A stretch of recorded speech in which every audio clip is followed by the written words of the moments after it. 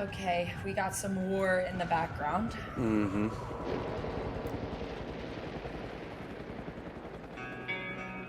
The cerebrum has suffered massive and irreparable damage.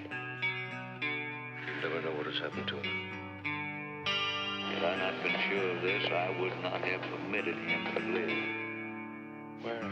Father? What happened? I need help. Oh. What is democracy? What is democracy? Got something to do with young men killing each other. When it comes my turn, will you want me to go? For democracy, any man would give his only begotten son. Wow.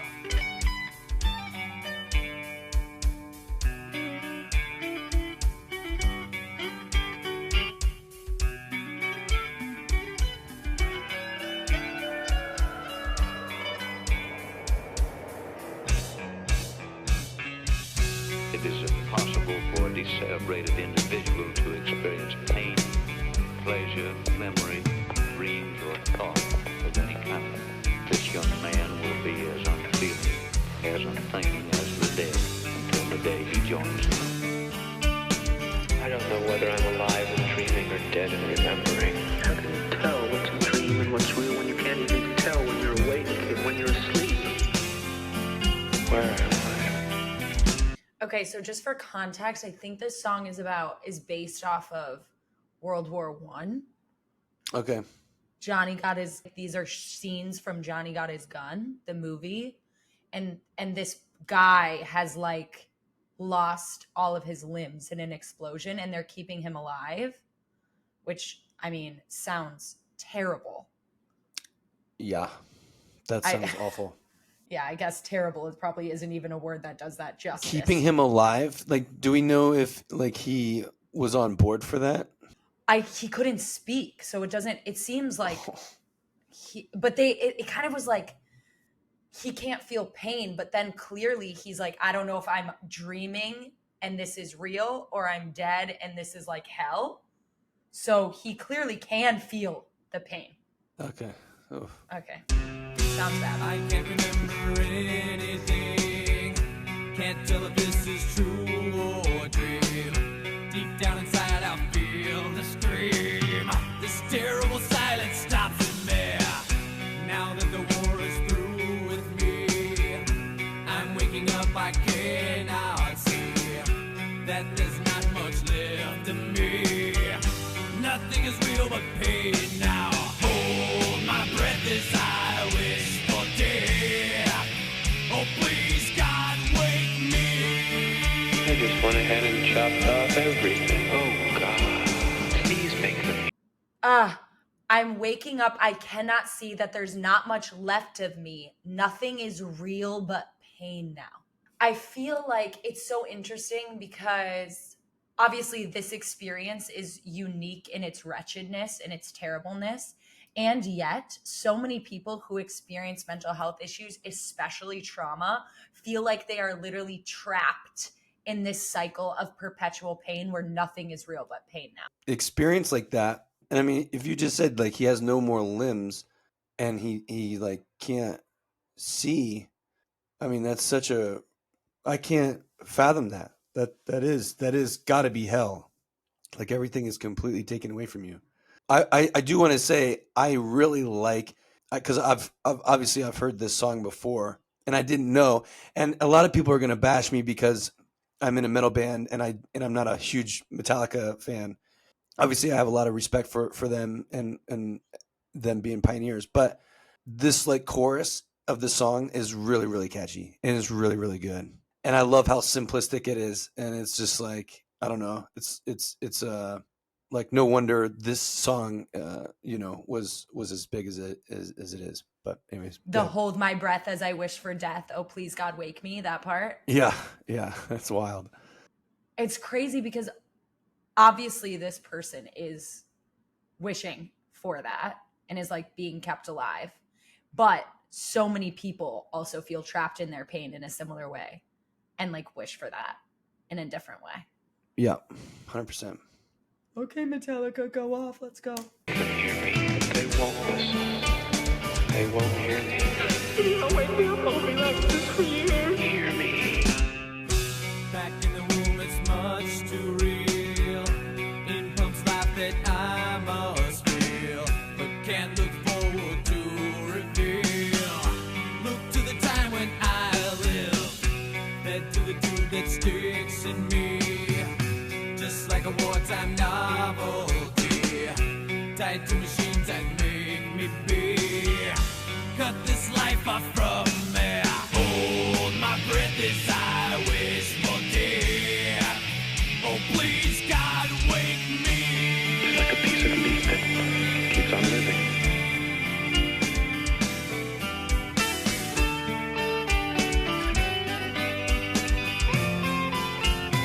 Like it gets into this like real bright, you know, musical piece right here. It's like a release, you know. I don't know. I think it's really cool. I can't help me. Somebody please help me. Mother, where are you? Help me, Mother. I'm having a nightmare and I can't wake up. Now the world is gone, I'm just one. Oh, God, help me. Hold my breath as I wish for death. Oh, please, God, help me.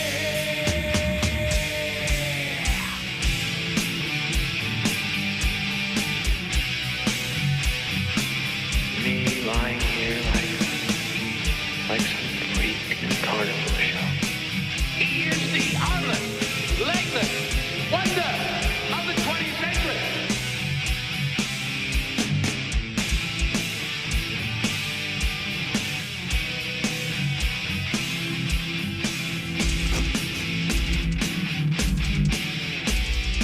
This has a dignity all its own.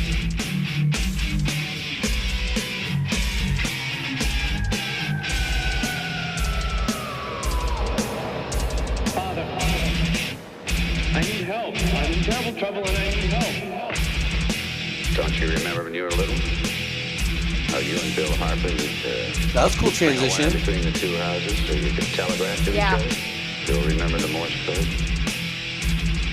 Darkness imprisoning me. All that I see, absolute horror. I cannot live, I cannot die. Trapped in myself, body my only cell. It's Morse code. For what? SOS. Help. Dude, I bet this was so heavy when it came out, dude. I bet this was like the heaviest thing that existed. Taking my legs, taking my soul, left me with life in hell. All that anger, man. What's he saying? The machine gun. He says, kill me. Over and over again. Kill me. Don't you have some message for him, Padre?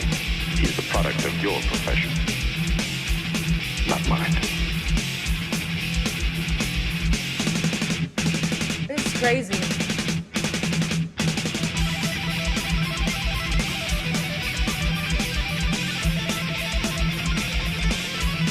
Ooh, there you go.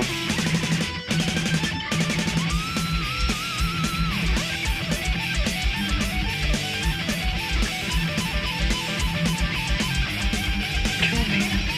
I'm asking you to kill me. Thank you. Oh, is she gonna do it? Yeah, it looks like it.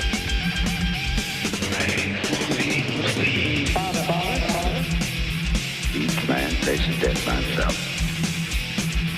Hello. Goodbye, Father.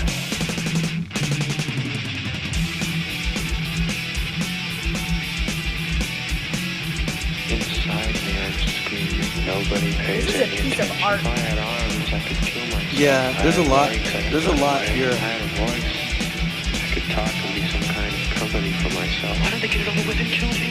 I could yell for help, but nobody'd help me. I've just got to do something and see how I can go on like this.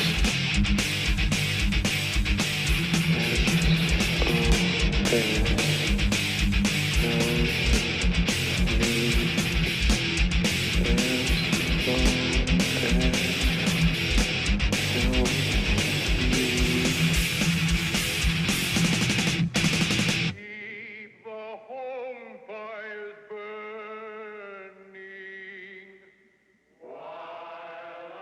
Wow. Whoa. Okay. I, Okay. okay, so real quick, were bands doing things like this with music where they would incorporate like almost an entire movie into Yeah. the song throughout the song? Like, I'm just trying to think of all of the uniqueness from this time period of when they released this track, because obviously this is an older song. I do feel like what you were saying about how this is way heavier, like this had to be the heaviest thing of its time. None of the things that we've done so far from around that time period have been like this heavy. It's actually been interesting for me because I thought that metal was always like screaming. And then because that's what I was introduced to it as. And then I go back and I'm like, you guys, why aren't you yelling? Like, where's all your yelling? Why are you screaming? I do feel like the really unique aspect of this song is all of the overlay of the actual talking from the movie. I think it's crazy. There's a lot of it. And I thought that it was just kind of like the intro. I thought it was like the introduction of the song, but then they played it throughout the entire song, which then in my mind makes it more of like you said, like art. This is a piece of art. And I really loved the way that they kind of intertwined the heavy side, and then with that chorus they would kind of branch out into like this more of like a release, like sound of a release from the frustration and anger, which I think was, when I'm listening to the music and I'm incorporating this man's story, it's like that's what he's desperately desiring. It's like he wants that release, right? He wants which fits the lyrical content during the chorus, I think. What does he say again there? He says, hold my breath as I wish for death. Oh, please, God, wake me. Now Yeah. the world is gone. I'm just one. Yeah, so I think that really makes a lot of sense with that chorus and like the way that they make it. And the solo is sick. Like again, the like machine gun breakdown and the solo, like I just feel like this is probably a super heavy song in that time frame. Like no wonder people were like, yeah, Metallica is like the shit. You know what I mean? Metallica rips. You know what Yeah. I mean? Yeah. It I makes think complete that sense.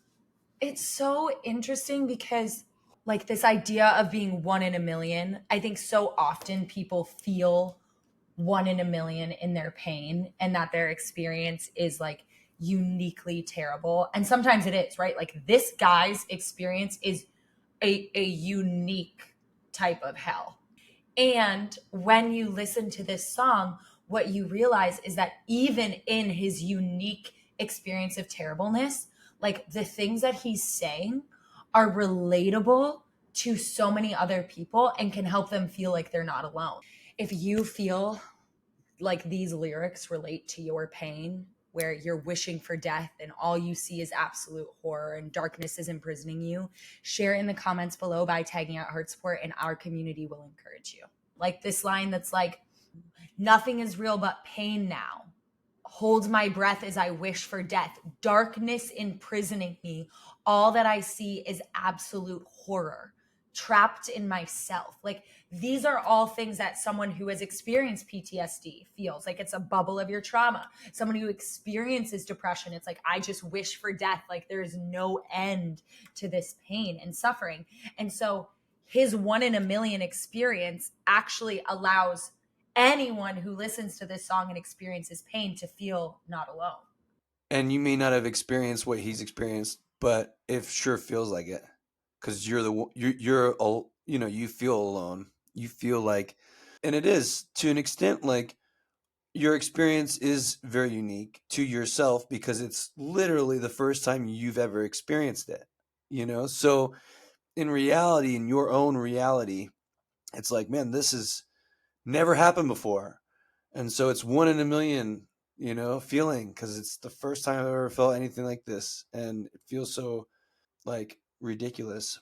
This is also the background of this man's story, is like he's a serviceman, right? So he served his country to protect. He gave his life for all these people, and now he has absolutely nothing and is dealing with a one in a million situation, where now he spent all his time giving to all these people, and now he feels like no one can give back to him because no one knows what he feels, because literally no one's ever been in this situation.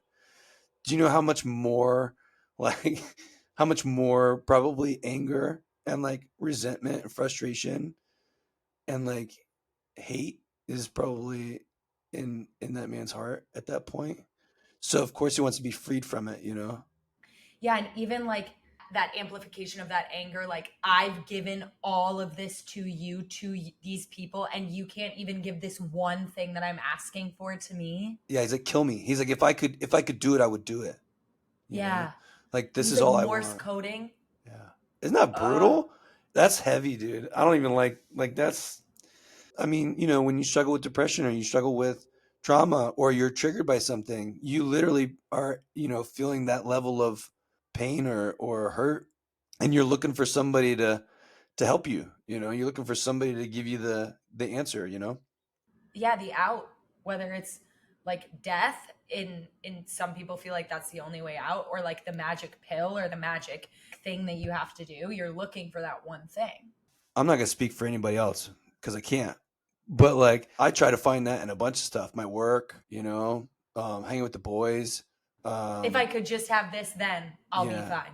Yeah. Like oh, it's happening again. I gotta go do this or do that, or I need this. And it gets, what sucks is I think what ends up happening is it just gets worse if you don't fix it. You know, you just like, you know, like alcohol, right? Or drugs. Like you see people like, oh, I'll just have a little bit, you know, and then like your body gets used to it, and then you got to get more. And so it's like if you don't get healed of this thing, your medication, whatever you're going to go look for, you're just going to need more and more and more of it. And it's just this cycle that you're just going to continue to live in. I mean, that's what I've experienced, you know, unless you go get help. Yeah. Yes. Yeah. It's like, But he tried to do that.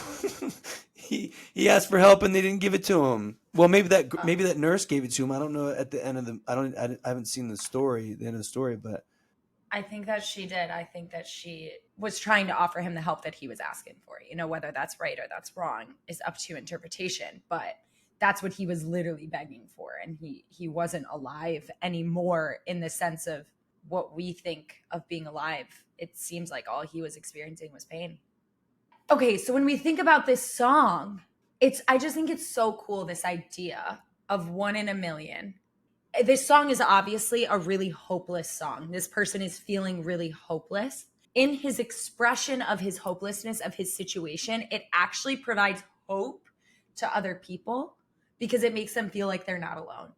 Even though his story is so unique, so many people who listen to this song can see themselves in this story. And so when you listen to this song, you can use it to inspire that hope within yourself. Like one way is to know that you are not alone. Like there is someone out there like you. And then the other way, which I think is maybe a little more challenging for some people to see and a little more challenging with these lyrics, but like you can be him in the way that you are the 1 in a million that someone else needs to inspire them. Like you are the 1 in a million that someone else needs to help them feel like they're not alone. Your story can be used to help someone further their healing. The beautiful thing about the messiness, even whether it's unique or there's similarities, is that the core thing is that we all feel something.